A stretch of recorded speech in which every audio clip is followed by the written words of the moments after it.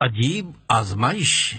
الحمدللہ رب العالمین والصلاة والسلام علی خاتم النبیین، اما بعد فاعوذ باللہ من الشیطان الرجیم، بسم اللہ الرحمن الرحیم۔ امیر اہل سنت کا تقریباً 37 سال پہلے کا بیان، عجیب آزمائش۔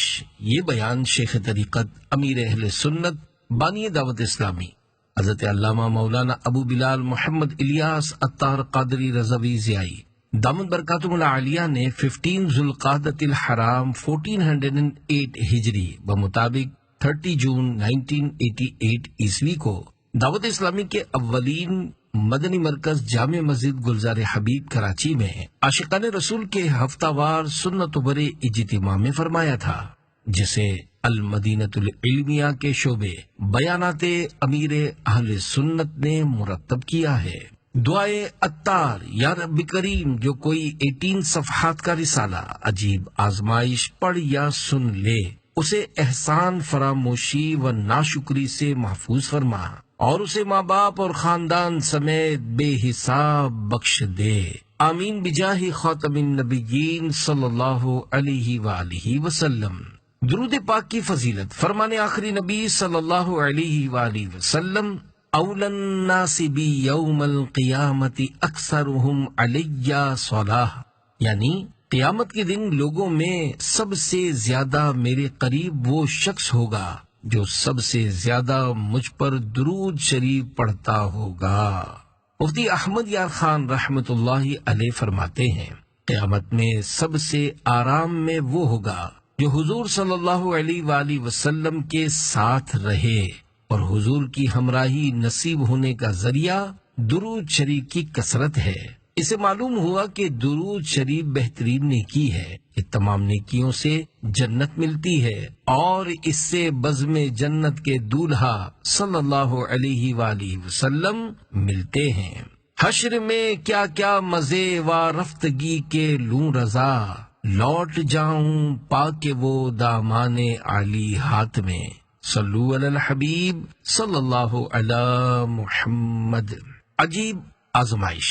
حضرت سیدنا ابو ہریرہ رضی اللہ عنہ سے روایت ہے کہ نبی کریم صلی اللہ علیہ وآلہ وسلم نے ارشاد فرمایا، اللہ پاک نے بنی اسرائیل کے 3 آدمیوں کو آزمایا، ان میں سے ایک کوڑی تھا جسے جزامی بھی کہتے ہیں، دوسرا گنجا اور تیسرا اندھا۔ چنانچہ اللہ پاک نے ایک فرشتہ انسانی شکل میں ان تینوں کے پاس بھیجا۔ وہ فرشتہ پہلے کوڑی کے پاس آیا اور اس سے پوچھا، تمہیں سب سے زیادہ کیا چیز پسند ہے؟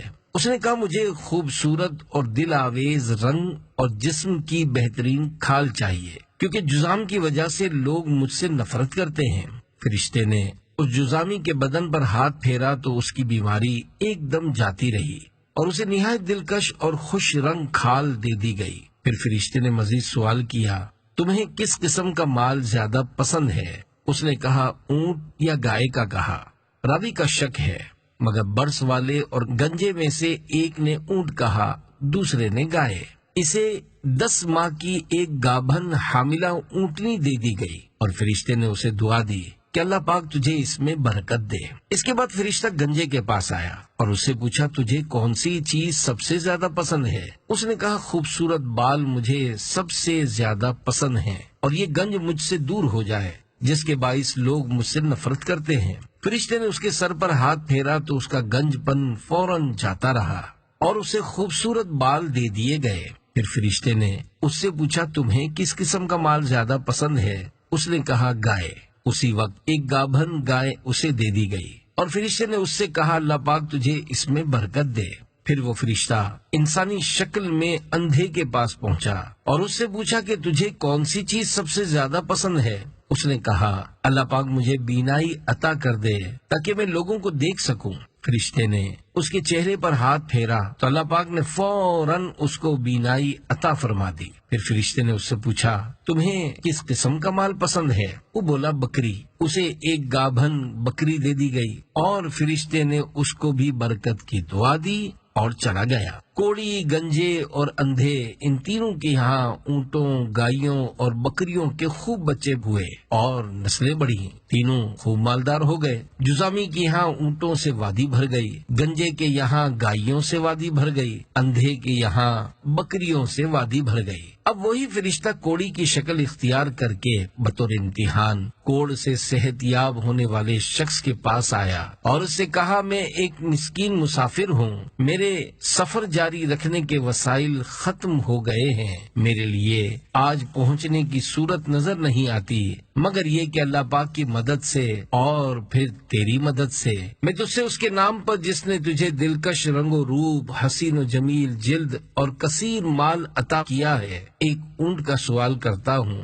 تاکہ میں اپنا سفر جاری رکھ سکوں۔ وہ کہنے لگا، میرے ذمہ بہت سارے حقوق ہیں۔ اس پر فرشتے نے کہا، میں تجھے جانتا ہوں، کیا تو وہی کوڑی نہیں جسے لوگ اچھوت سمجھتے اور گھن کرتے تھے، اور تو کوڑی کا محتاج نہیں تھا؟ پھر اللہ پاک نے تجھے یہ حسن و جمال اور مال عطا کیا۔ کوڑی بولا، ایسا نہیں ہے، میں تو باپ دادا سے ایسا ہی ہوں۔ یہ سن کر فرشتے نے کہا، اگر تو جھوٹ بول رہا ہو تو اللہ پاک تجھے پھر ویسا ہی بنا دے جیسا تو پہلے تھا۔ اس کے بعد فرشتہ گنجے کے پاس اسی کی صورت میں گنج کے ساتھ پہنچا اور اس سے بھی اسی طرح سوال کیا جس طرح جزامی سے کیا تھا۔ اس گنجے نے بھی ویسا ہی جواب دیا جیسا جواب کوڑی نے دیا تھا۔ اس پر فرشتے نے وہی بات کہی جو کوڑی کو کہی تھی، یعنی اگر تو جھوٹ بول رہا ہو تو اللہ پاک تجھے پھر ویسا ہی بنا دے جیسا تو پہلے تھا۔ پھر فرشتہ اندھے کے پاس اندھے ہی کی شکل میں گیا اور کہنے لگا، میں اندھا محتاج مسافر ہوں، میرے سفر رکھنے کے وسائل ختم ہو گئے ہیں، آج مجھے پہنچنے کی کوئی صورت نظر نہیں آ رہی مگر یہ کہ اللہ پاک کی مدد سے پھر تیری مدد سے میں اس اللہ پاک کے وسیلے سے جس نے تجھے بینائی واپس کی تجھ سے بکری کا سوال کرتا ہوں جس کے ذریعے میں اپنی منزل مقصود تک پہنچ سکوں۔ اندھے نے جواب دیا، بے شک میں نابینا تھا، اللہ پاک نے اپنے فضل و کرم سے مجھے بینائی عطا فرمائی، لہذا تم جتنی بکریاں چاہو لے لو اور جتنی چاہو چھوڑ دو، خدا کی قسم تم اللہ کے نام پر جو کچھ لوگے میں اس پر ناگواری کا اظہار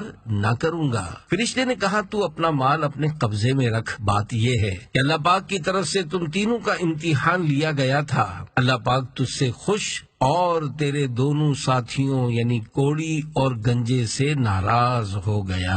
پیارے پیارے اسلامی بھائیوں، اس حدیث مبارکہ سے پتہ چلا کہ احسان فراموشی اور ناشکری بہت بڑا جرم ہے، اور جو احسان فراموشی اور ناشکری کرتا ہے وہ دنیا میں بھی ذلیل و خوار ہوتا ہے اور محشر میں بھی ذلت و رسوائی اس کا مقدر بنتی ہے۔ ذرا غور کیجئے، گنجا اور کوڑی جو پہلے بہت تکلیف میں تھے، جب انہیں راحت ملی تو وہ اللہ پاک کو بھول گئے، اس کی راہ میں اپنا مال دینے سے انکار کر دیا اور جھوٹ کا بھی سہارا لیا تو آخر کار ذلیل و خوار ہو کر رہ گئے۔ آج کل بھی بدقسمتی سے اگر کسی سے کوئی نیک کام کے لیے سوال کرے تو لوگ طرح طرح جھوٹ بولتے ہیں، مثلا میرے پاس گنجائش نہیں ہے، میرے ساتھ فلاں اور فلاں مسائل ہیں، یوں کئی جھوٹ بول کر ٹال مٹول سے کام لیتے ہیں۔ یہ کیوں نہیں سوچتے کہ جب اللہ پاک نے مجھے مال دیا ہے تو اس کی راہ میں اپنا مال خرچ کر کے ڈھیروں ثواب کمائیں۔ ہاں، اگر دینے والا سوال کرنے والے سے مطمئن نہ ہو اور سمجھتا ہو کہ وہ فراڈ کرے گا یا اس کی رقم صحیح جگہ خرچ نہ ہوگی تو پھر اگرچہ اسے نہ دے،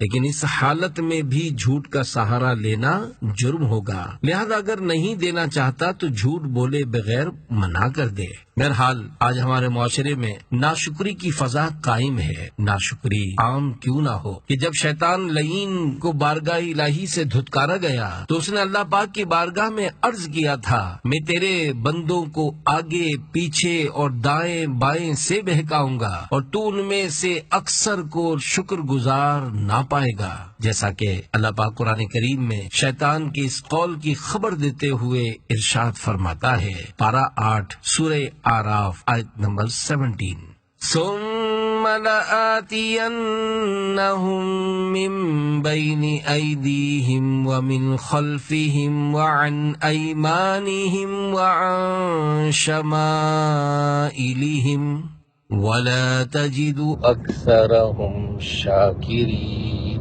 ترجمہ کنز الایمان۔ پھر ضرور میں ان کے پاس آؤں گا، ان کے آگے اور پیچھے اور داہنے اور بائیں سے، اور تو ان میں اکثر کو شکر گزار نہ پائے گا۔ شکر گزار بندے کم ہیں۔ اسی طرح اللہ پاک نے قرآن کریم میں ارشاد فرمایا، میرے تھوڑے ہی بندے شکر گزار ہوں گے۔ جیسا کہ پارہ 22 سورہ سبا کی آیت نمبر 13 میں ارشاد رب العالمین ہے، وَقَلِيلٌ مِّنْ عِبَادِيَ الشَّكُورُ، ترجمہ کنز ایمان، اور میرے بندوں میں کم ہیں شکر والے۔ اے عاشقان رسول، واقعی حقیقی معنوں میں شکر اور صبر کرنے والے بندے بہت کم ہیں۔ البتہ زبانی جمع خرچ بہت زیادہ ہے۔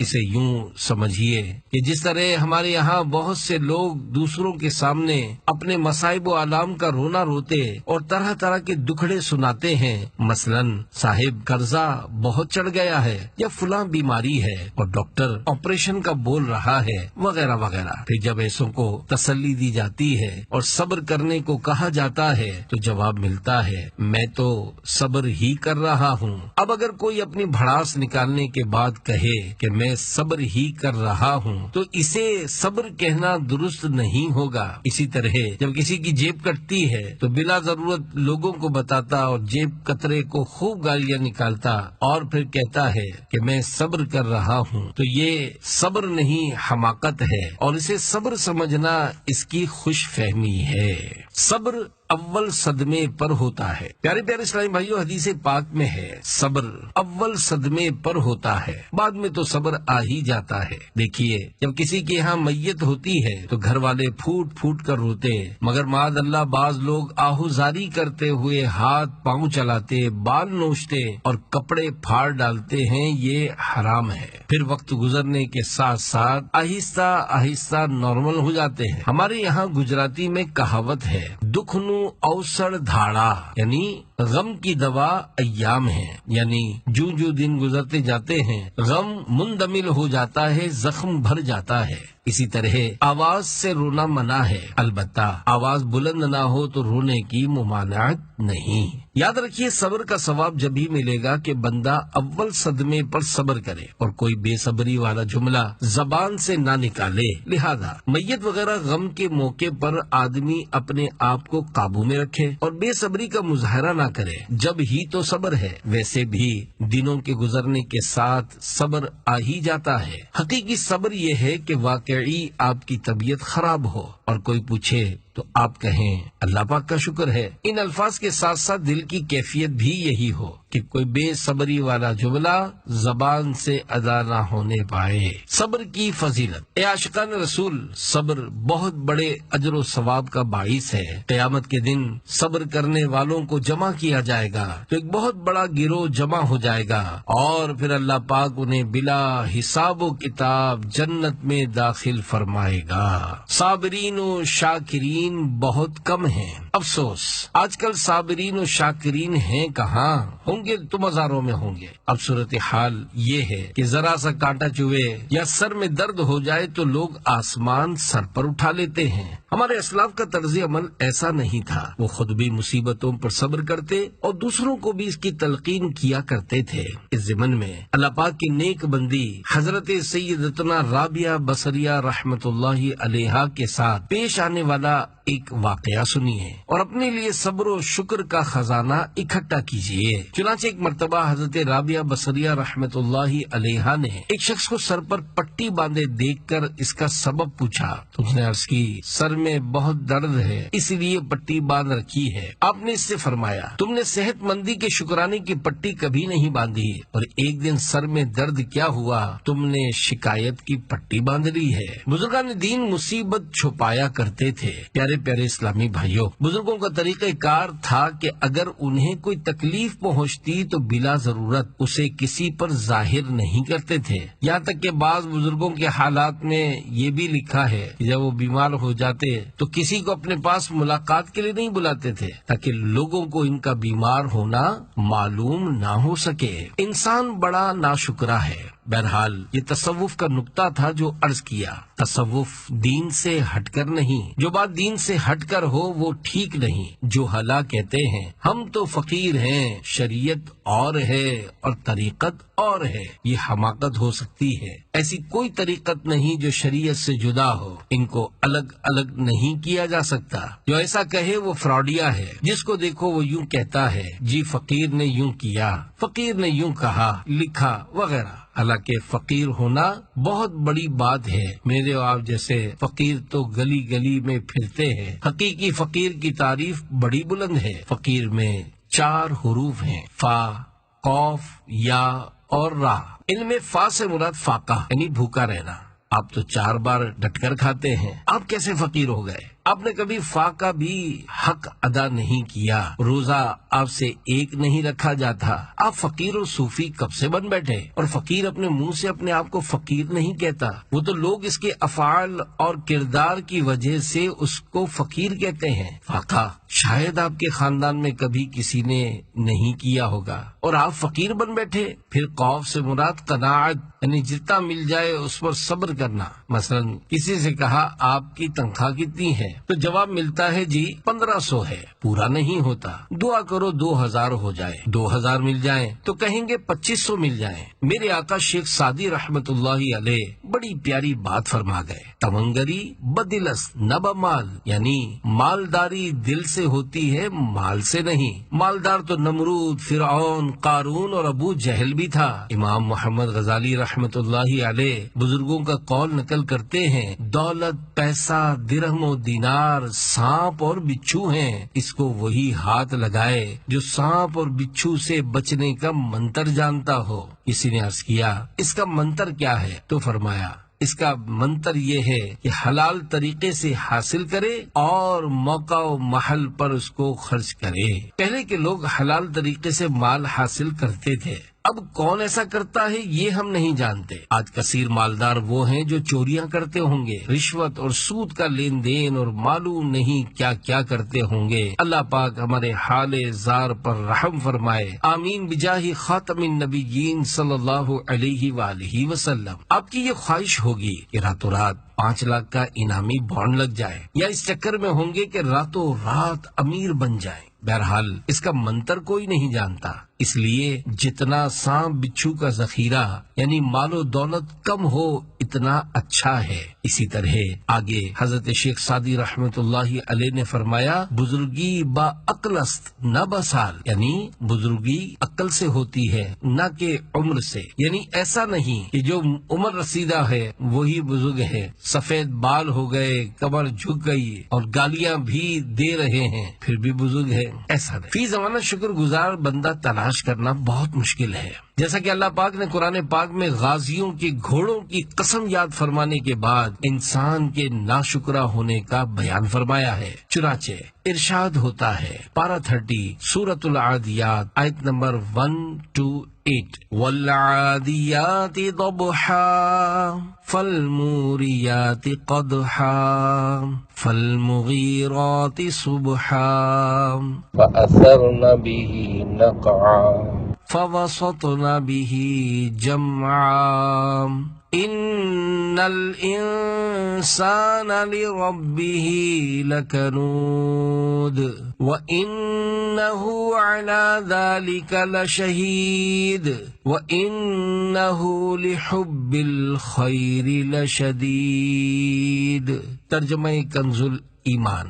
قسم ان کی جو دوڑتے ہیں سینے سے آواز نکلتی ہوئی، پھر پتھروں سے آگ نکالتے ہیں سم مار کر، پھر صبح ہوتے تاراج کرتے ہیں، پھر اس وقت غبار اڑاتے ہیں، پھر دشمن کے بیچ لشکر میں جاتے ہیں۔ بے شک آدمی اپنے رب کا بڑھانا شکر ہے، اور بے شک وہ اس پر خود گواہ ہے، اور بے شک وہ مال کی چاہت میں ضرور کر رہا ہے، اپنے ناشکرا ہونے پر خود گواہ۔ پیارے پیارے اسلامی بھائیوں، اللہ پاک نے جہاں انسان کے ناشکرا ہونے کو بیان فرمایا ہے وہیں یہ بھی بیان فرمایا ہے کہ انسان اپنے ناشکرا ہونے پر خود گواہ ہے، اس طرح کہ انسان اپنے افعال اور کردار کے ذریعے اپنے ناشکرا ہونے پر خود گواہ ہے۔ دیکھیے ہم زبان سے تو کہتے ہیں اللہ پاک کا شکر ہے، لیکن پریشانیوں کی وجہ سے دل میں بھری ہوئی بھڑاس بھی نکال دیتے ہیں۔ ایسا ہی ہمارا شکر ہے۔ اگر ہم شکر گزار بندے ہوتے تو ہمیں مال حاصل کرنے کے لیے اتنی بھاگ دوڑ اور مارا ماری نہ کرنی پڑتی جتنی ہم کرتے ہیں۔ ہم صحیح معنوں میں نہ اللہ پاک کا شکر ادا کرتے ہیں اور نہ صبر کرتے ہیں۔ مال کی محبت میں شدید انسان ناشکرہ ہونے کے ساتھ ساتھ مال کی محبت میں بہت شدید بھی ہے۔ چنانچہ اللہ پاک ارشاد فرماتا ہے وَإِنَّهُ لِحُبِّ الْخَيْرِ لَشَدِيدٌ پارہ 30 سورہ عادیات آیت نمبر 8، ترجمہ کنز الایمان۔ اور بے شک وہ مال کی چاہت میں ضرور کر رہا ہے۔ اس آیت مبارکہ کی تفسیر میں مفسرین نے بیان فرمایا ہے کہ انسان عبادت کے معاملے میں کمزور اور مگر مال کی محبت میں مضبوط ہے۔ پیارے پیارے اسلامی بھائیوں، یہ حقیقت ہے کہ انسان نیکیوں کے معاملے میں سست اور دولت کے معاملے میں چست ہے۔ اسے یوں سمجھیے کہ اگر کسی سے کہا جائے کہ ایک مرتبہ درود پاک پڑھنے سے 10 رحمتیں نازل ہوتی ہیں، 10 گناہ معاف ہوتے ہیں، 10 درجات بلند ہوتے ہیں اور 10 غلام آزاد کرنے کا ثواب ملے گا، لہذا 1000 مرتبہ درود پاک پڑھ لیجئے، بڑی فضیلت حاصل ہوگی، شاید وہ نہیں پڑھے گا۔ اگر یہ بات اخبار میں چھپوا دی جائے کہ جو 9 چندی شب جمعہ کو گھر کے کسی کونے میں باوضو 2 زانوں بیٹھ کر سر جھکائے 1000 مرتبہ درود شریف پڑھے گا، آئندہ پرائز بانڈ کی قرآن اندازی میں اس کا 5 لاکھ کا انعام نکلے گا۔ تو اب بیٹھے بیٹھے کسی کی ریڑھ کی ہڈی اکڑ جائے یا کوئی شوگر، دل یا دمے کا مریض ہو، لازمی پڑھے گا، چاہے اسے ایمبولینس میں ڈال کر اسپتال ہی کیوں نہ لے جانا پڑے، کیونکہ پیسوں کا معاملہ ہے۔ اسی طرح بہت سے لوگ اپنی ملازمت کا گریڈ بڑھوانے کے لیے تعویذات لیتے اور لمبے لمبے وظیفے کرتے ہیں، لیکن محض ثواب کمانے کی نیت سے 1000 مرتبہ درود پاک پڑھنے سے کتراتے ہیں۔ یاد رکھیے، بعض لوگوں کی موت کی وجہ ان کا مال ہوتا ہے۔ آئے دن اخبارات میں اس طرح کی خبریں چھپتی رہتی ہیں کہ پرائز بانڈ بیچنے والوں کو ڈاکوؤں نے گولی مار کر پرائز بانڈ چھین لیے، فلاں بینک کے عملے کو ڈاکوؤں نے فائرنگ کا نشانہ بنایا اور رقم لوٹ کر لے گئے، وغیرہ وغیرہ، جبکہ غریب انسان ڈاکوؤں کی گولیوں کا نشانہ بہت کم بنتے ہیں۔ حصول مال کے لیے دین داؤ پر۔ پیارے پیارے اسلامی بھائیوں، ٹھنڈے دل سے سوچو، جس مال کے حصول کے لیے انسان اپنے دین تک کو داؤ پہ لگاتا ہے، جھوٹ بولتا ہے، رشوت لیتا ہے، یہاں تک کہ سود کا بھی لحاظ نہیں کرتا، افسوس ایک دن اس مال کو چھوڑ کر دنیا سے رخصت ہو جاتا ہے۔ آپ کتنا جیو گے؟ 60 سال، 70 سال، 80، 90، 100 سال یا زیادہ سے زیادہ 125 سال تک ہی جیو گے۔ پھر عمر کے آخری حصے میں اندھے، بہرے اور کمزور ہو جاؤ گے، بستر پر پڑے رہو گے۔ پچھلے دنوں اخبار میں آیا تھا کہ 132 سال کے بوڑھے یا بڑھیا کا انتقال ہو گیا۔ شاید سب سے عمر رسیدہ یہی ہو دنیا میں۔ معذرت کے ساتھ اتنا آپ نہیں جیو گے۔ 132 سال جینے والے نے اصل مال کھایا ہوگا، آپ نے تو ابھی سے جوانی میں چشمہ پہنا ہوا ہے۔ آج ہم نے بہت ترقی کر لی ہے، اسکرین دیکھنے کی وجہ سے ہماری نظر پر بہت زیادہ اثر پڑتا ہے۔ اسی طرح جب گاڑیوں کے ہارن بجتے ہیں تو ان کی آواز کانوں سے ٹکراتی ہے، جس کی وجہ سے سننے کی قوت آہستہ آہستہ کمزور ہوتی چلی جاتی ہے، کیونکہ کان کے لیے آواز سننے کی ایک لمٹ ہے، اس سے زیادہ تیز آواز کان کے پردے سے ٹکراتے رہیں گے تو یہ خراب ہو جائیں گے۔ اسی طرح ہر گھر میں گانے بجتے ہیں اور یہ سننا بھی گناہ ہے، اور گناہ کا اثر صحت پر بھی پڑتا ہے۔ بدنگاہی اور تانک جھانک کرنے سے نظر کمزور ہوتی ہے اور گانے باجے سننے سے قوت سماعت پر اثر پڑتا ہے۔ یاد رہے، جہاں دنیا میں بدنگاہی سے نظر کمزور ہوتی ہے، وہیں مرنے کے بعد اس جرم کے سبب آنکھوں میں کیل ٹھوک دیے جائیں گے۔ ایک روایت میں یہ بھی ہے کہ جو شخص اپنی آنکھ کو حرام سے پر کرتا ہے، اللہ پاک بروز قیامت اس کی آنکھ میں جہنم کی آگ بھر دے گا۔ اسی طرح جو لوگ گانے باجے سنتے ہیں ان کے کانوں میں کیل ٹھوک دیے جائیں گے۔ ذرا غور کریں، آج اگر کان میں تنکا چبھ جائے تو برداشت نہیں ہوتا، بروز قیامت اگر کانوں میں کیل ٹھونک دیے گئے تو کیسے برداشت کر پائیں گے؟ پیارے پیارے اسلامی بھائیوں، آپ نے سورہ عادیات کی چند آیات مبارکہ سے متعلق کچھ تفصیل سنی، مزید آیات مبارکہ ملاحظہ کیجیے۔ چنانچہ اللہ پاک ارشاد فرماتا ہے، افلا يعلم اذا بعثر ما في القبور وحصل ما في الصدور ان ربهم بهم يومئذ لخبیر۔ ترجمہ کنز ایمان، تو کیا نہیں جانتا جب اٹھائے جائیں گے جو قبروں میں ہیں اور کھول دی جائے گی جو سینوں میں ہے، بے شک ان کے رب کو اس دن ان کی سب خبر ہے۔ اے عاشقان رسول، اپنے روزانہ کے اعمال میں بہتری لانے کے لیے اپنی زندگی کا حساب لگائیے۔ مثلا ہم دنیا میں زیادہ سے زیادہ 60 سال گزاریں گے۔ اب یہ دیکھ لیجئے کہ عام طور پر آرام کا وقت اوسطاً یومیہ 8 گھنٹے ہے۔ اگر روزانہ 8 گھنٹے سونے کا حساب لگایا جائے تو 60 سال میں سے 20 سال تو سونے میں گزر جائیں گے اور باقی 40 سال دوسرے کاموں کے لیے رہ جائیں گے۔ اب غور کیجئے کہ ان 40 سالوں میں ہم کیا کیا کریں گے؟ پھر اس حوالے سے بھی سوچئے کہ ہمیں قبر میں کتنا عرصہ رہنا ہے، اس کا بھی حساب لگا لیں۔ اسی طرح ان لوگوں کے بارے میں سوچئے کہ جو ہزاروں سال سے قبروں میں ہیں اور ان میں سے کوئی بھی واپس لوٹ کر دنیا میں نہیں آیا۔ اب اپنا یہ ذہن بنائیے کہ ایک دن ہمیں بھی موت آئے گی اور ہم بھی کتنے لمبے عرصے تک قبر میں رہیں گے کچھ پتہ نہیں ہے۔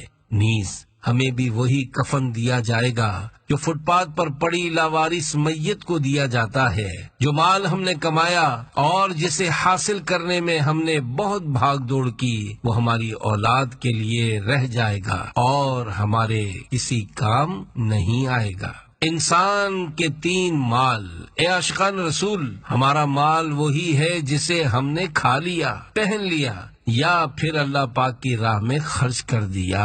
جیسا کہ حدیث پاک میں ہے، انسان کہتا ہے کہ میرا مال میرا مال، اس کے تو 3 مال ہیں۔ پہلا مال اس نے کھا کر ہضم کر لیا، دوسرا مال اس نے پہن کر پرانا کر لیا، تیسرا مال اللہ کی راہ میں دے کر آگے کو چلتا کر دیا۔ یہ 3 طرح کے مال انسان کے اپنے ہیں، بقیہ مال اس کے وارثوں کا ہے جو اس کے مال سے عیاشی کریں گے۔ اے کاش ہم اپنی اولاد کو قرآن پاک پڑھا کر اور دین کا مبلغ اور نمازی بنا کر اس دنیا سے گئے ہوتے، تاکہ ہماری اولاد ہمارے لیے دعا کرے اور ایصال ثواب کا اہتمام کرے۔ یاد رکھیے، جو نیک اولاد چھوڑ کر دنیا سے رخصت ہوتا ہے، اس کی اولاد اس کے لیے ثواب جاریہ کا سبب بن جاتی ہے۔ لیکن آج کل نیک اولاد چھوڑ کر کون جاتا ہے اور اپنی اولاد کو نیک بنانے کے لیے کوشش کون کرتا ہے؟ آج صاحب اولاد ہونے کی دعا تو سبھی مانگتے ہیں اور اس کے لیے تعویذات بھی لیتے ہیں، لیکن نیک اولاد کی دعا کوئی نہیں مانگتا ہے۔ جس طرح لوگ محض بے روزگاری ختم ہونے اور روزگار ملنے کی دعا تو مانگتے ہیں، لیکن حلال روزی کی دعا کوئی مانگتا ہے۔ شیطان نے زبان پر کڑوی لگام لگا دی ہے، دماغ پر تالے پڑ گئے، یہ کسی کی سوچ نہیں ہے کہ حلال روزی مانگیں۔ یاد رکھیے، جب بھی روزی مانگیں تو حلال روزی مانگیں، اور جب بھی اولاد مانگیں تو نیک اولاد مانگیں۔ بدقسمتی سے آج کل اولاد کے نیک ہونے کی فکر بہت کم لوگوں کو ہوتی ہے۔ عام طور پر ماں باپ کی یہی سوچ ہوتی ہے کہ ایسی اولاد ہو جو دنیاوی مال و دولت کما کر دے اور جدید زمانے کے حساب سے چلے۔ اگر اولاد خود سے نیک بننے کی کوشش کرے تو گویا قیامت قائم ہو جاتی ہے۔ والدین کو تشویش ہوتی ہے کہ کہیں مولوی نہ بن جائے اور پھر ہم سے اس طرح کے مطالبات نہ شروع کر دے کہ 5 نمازیں پڑھا کرو اور نماز فجر کی ادائیگی کے لیے اٹھا کرو وغیرہ وغیرہ۔ ہم کہتے ہیں اپنے بچے کو دعوت اسلامی کے اجتماع میں بھیج دو، ہم اسے نیک بنا دیں گے، لیکن لوگ کہتے ہیں نہیں جناب، ہم اپنے بچے کو مولوی نہیں بنائیں گے۔ ان سے پوچھا جائے کہ آپ کلمہ کون سا پڑھتے ہیں تو کہیں گے لا الہ الا اللہ محمد الرسول اللہ۔ ان کو کہا جائے آپ اور ہم جس کا کلمہ پڑھتے ہیں، ہم دعوت اسلامی والے آپ کی اولاد کو اسی کی سنتیں سکھائیں گے، مگر لوگوں کو پتا ہے کہ پھر یہ ہماری اولاد کو کہیں گے کہ 5 وقت کی نماز پڑھا کرو، فجر میں بھی اٹھا کرو، جبکہ ہمارا بچہ صبح سے رات تک کام میں ہوتا ہے، پھر صبح جلدی اٹھے گا تو نیند پوری نہیں ہوگی، بیمار ہو جائے گا وغیرہ وغیرہ۔ نہیں، ہم تو اپنا بچہ نہیں دیں گے اور ہم اسے فجر میں نہیں اٹھنے دیں گے۔ ہمارے معاشرے میں بعض ایسے لوگ بھی موجود ہیں کہ جو اپنی اولاد کو دین پر عمل کرنے سے روکتے ہیں اور پیارے آقا صلی اللہ علیہ وآلہ وسلم کی پیاری پیاری سنت داڑھی شریف نہیں رکھنے دیتے اور داڑھی رکھنے پر طرح طرح کی اذیتیں پہنچاتے ہیں۔ افسوس آج سنت پر چلنے والا مظلوم بن گیا ہے۔ اسلام تیرے چاہنے والے نہ رہے، جن کا تو چاند تھا افسوس وہ حالے نہ رہے۔ قیامت کے دن اللہ پاک حکم دے گا کہ جنتیوں اور جہنمیوں کو الگ الگ کیا جائے تو عرض کی جائے گی یا اللہ کتنوں کو کتنوں سے الگ کیا جائے؟ اللہ پاک فرمائے گا 1000 میں سے 999 جہنمیوں کو نکال دو۔ پیارے پیارے اسلامی بھائیوں، آج مسلمان دین سے کتنا برگشتہ یعنی روگردانی کرنے والا ہو گیا ہے، کس قدر دین سے دور بھاگتا چلا جا رہا ہے۔ بندہ نماز نہیں پڑھتا، داڑھی نہیں رکھتا، جھوٹ بولتا ہے، رشوت لیتا ہے، سب کچھ کرتا ہے، پھر بھی خوش فہمی میں ہے اور خود کو اچھا سمجھتا ہے۔ افسوس آج والدین اپنی اولاد کو فلموں، ڈراموں اور دیگر گناہوں میں مبتلا دیکھتے ہیں مگر انہیں ٹوکتے نہیں۔ ایسوں کو ڈرنا چاہیے کہ اپنی اولاد کو برائی سے نہ روکنے کے سبب اگر اللہ پاک ناراض ہو گیا تو اس کی پکڑ بہت سخت ہے۔ اس ضمن میں ایک عبرت انگیز واقعہ پیش خدمت ہے۔ بیٹے کو نرمی سے سمجھانے پر پکڑ۔ بنی اسرائیل کے ایک عالم صاحب واعظ فرما رہے تھے، ان کا بیٹا بھی اس محفل میں موجود تھا۔ اس نے ایک لڑکی کو گھورا تو اس عالم نے کہا اے بیٹے صبر کر۔ یہ کہنا تھا کہ وہ عالم اچانک ممبر سے گرا اور اس کی ہڈیاں بعض جگہوں سے ٹوٹ گئیں اور غیب سے آواز آئی کہ اپنے لڑکے کے گناہ پر کیا اتنی تنبیہ کافی تھی؟ تم نے اسے سختی سے کیوں نہیں روکا؟ یاد رکھو تمہاری نسل سے قیامت تک کوئی صدیق پیدا نہیں ہوگا۔ افسوس آج اولاد کو ساتھ بٹھا کر گناہ کیا جاتا ہے۔ باپ اپنی جوان اولاد کو اپنے ساتھ بٹھا کر فلم دکھاتا ہے۔ پیارے پیارے اسلامی بھائیوں، ذرا غور کریں، وہ لڑکا جس نے صرف ایک لڑکی کو گھورا، اگرچہ باپ نے اسے منع بھی کیا لیکن جیسا منع کرنا چاہیے تھا ویسا منع نہیں کیا، تو اس پر یہ عذاب نازل ہوا کہ قیامت تک اس کی نسل سے کوئی صدیق پیدا نہ ہوگا۔ ذرا سوچئے اس باپ کا کیا حشر ہوگا جو اپنے بچوں کو فلمیں ڈرامے دکھاتا ہے۔ اللہ پاک ہمیں اپنے قہر و غضب سے بچائے۔ پیارے پیارے اسلامی بھائیوں، اب بھی وقت ہے، ابھی موت نہیں آئی۔ گناہوں سے سچی توبہ کر لیجئے اور تصور ہی تصور میں اپنی آخرت کے بارے میں اس طرح غور کیجئے کہ مثلاً میری عمر 36، 37، 36، 37 سال ہو چکی، یعنی 1/3 زندگی گزر چکی۔ میرے سر پر موت منڈلا رہی ہے، ان قریب مجھے بھی کفن پہنایا جائے گا، کاندھوں پر اٹھا کر قبرستان لے جایا جائے گا،